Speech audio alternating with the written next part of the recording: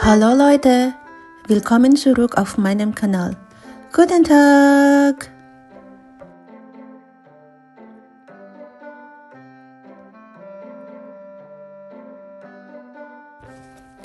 From Berlin, Germany, airport, ay papunta po ako ng France, Paris, France. Ayan po. Sumakay po kami ng Air France. Ayan, nasa loob na po ako ng eroplano at dumating po kami ng Paris around 9:20 a.m. and then bumili po kami ng card for transportation po.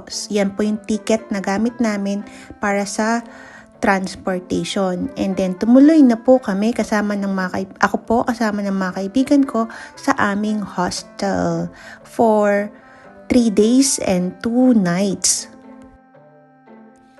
Dito po kami sa Auberge de Jeunesse nag-book ng aming hostel, ng stay po namin dito sa Paris.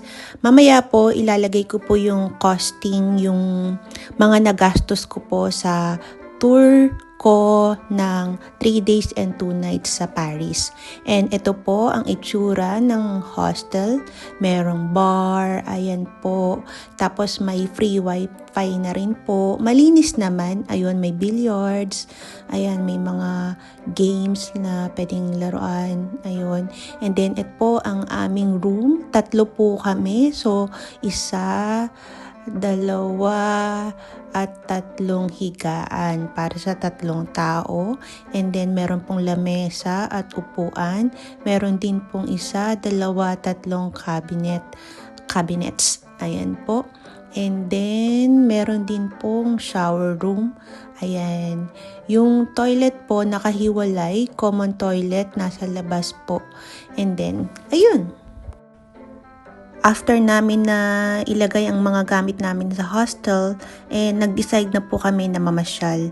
At ang request po ng kaibigan ko magtingin-tingin kami ng mga churches dito sa Paris. At ito po ang una naming pinasukan, ang Church of Saint Jean de Montmartre. Ayan po, Montmartre. Ayan po. And then pray. Ayan. Maganda naman po yung church. And then, ayan po, tahimik. Ayan. Ayan po, maganda rin naman po ang design. Medyo parang luma na. Ayan po, pero maganda pa rin naman po. And then, sumakay po kami ng funicular. Ayan, dahil pupuntahan naman po namin yung next na church na malapit din po dun sa unang church na napuntahan namin. Yung pagsakay po pala sa funicular ay kasama na po dun sa ticket na binili po namin from the airport. Ayan, kasama na po ito sa public transport sa Paris. Ayan po. Mga 1 minute from sa baba, paakyat. Mataas po kapag ihahagdan, pagod na po kami. So, sumakay na po kami dyan. Ayan po. Experience na rin po, di ba? Ayan. Hanggang makarating dun sa dulo, sa taas. Ayan po. O diba, from airport to hostel, ayan po, tour na po agad, sayang ang oras. So, ipasyal na kaagad, i-explore na ang Paris. Ganun po kami ng mga kaibigan ko.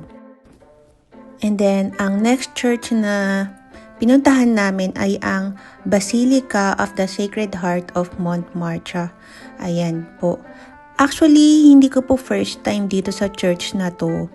Sa labas yung una kong nakita. Nung first time na last year, pumunta po ako ng Paris, hindi po ako pumasok sa loob. Ayan, ang dami po kasing tao.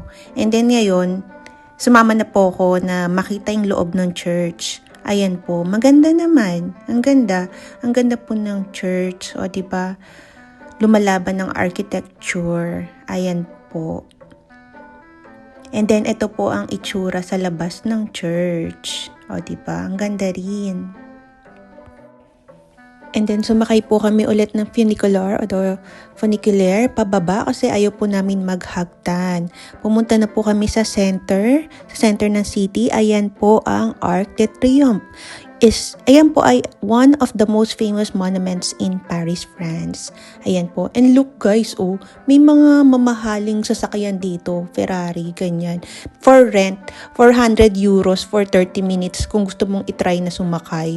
O diba, maharli ka. And then may nakita po kaming carousel, o diba, ang ganda. Next po na pinuntahan po namin ay ang Cathedral of Our Lady of Paris or ang Notre Dame de Paris. Ayan po. Nakikita niyo po yan, yung mga tao na yan. Nakapila po yan at ang haba po ng pila. Ayan, nakapasok na po kami sa loob at meron pong misa. Ongoing po ang mass nung pumunta po kami sa church, sa cathedral na iyan. Ayan po. Ayan po ang itsura ng simbahan. Maganda rin po. Tapos marami pong mga believers na nagpe-pray, nagsisindi ng kandila. Ayan po. Sikat din po tong simbahan na to kaya pinuntahan na po namin.